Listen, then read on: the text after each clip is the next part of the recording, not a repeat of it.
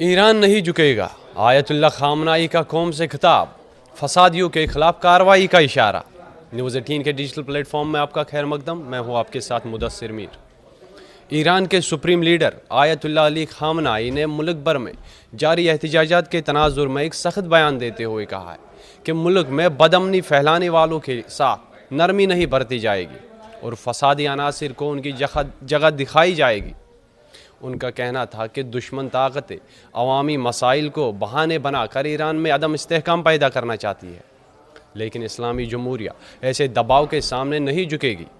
ریاستی ٹیلی ویژن پر نشر ہونے والے خطاب میں آیت اللہ خامنائی نے کہا کہ پرامن احتجاج اور عوامی مطالبات کو سنا جا سکتا ہے، تاہم تشدد، توڑ پھوڑ اور ریاستی اداروں کو نقصان پہنچانے والوں کے خلاف قانون کے مطابق سخت کارروائی کی جائے گی۔ ان کے مطابق ملک میں جاری مظاہروں کو بعض بیرونی عناصر کی حمایت حاصل ہے جو ایران کو کمزور کرنے کی کوشش کر رہے ہیں۔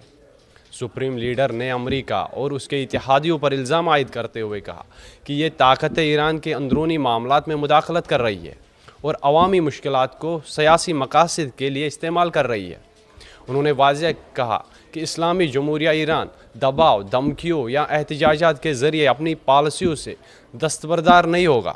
دوسری جانب ایران میں احتجاجات کی بنیادی وجہ بڑھتی مہنگائی، بے روزگاری، کرنسی کی قدر میں کمی اور معاشی مشکلات بتائی جا رہی ہے۔ بڑے شہروں سمیت مختلف علاقوں میں عوام سڑکوں پر نکل آئے ہیں، جبکہ بعض مقامات پر سیکیورٹی فورسز اور مظاہرین کے درمیان جھڑپوں کی اطلاعات بھی موصول ہوئی ہے۔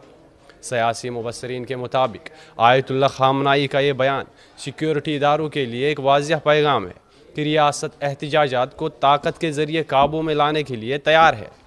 مبصرین کا کہنا ہے کہ اگرچہ حکومت عوامی مسائل کو تسلیم کرتی نظر آ رہی ہے، لیکن موجودہ صورتحال میں اس کے ترجیحی نظام کا تحفظ اور نظم و نسق برقرار رکھنا ہے۔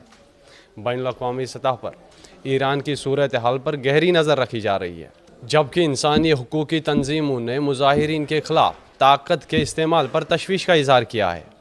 تاہم ایرانی قیادت کا موقف ہے کہ ملک کی خود مختاری اور سلامتی پر کوئی سمجھوتہ نہیں کیا جائے گا۔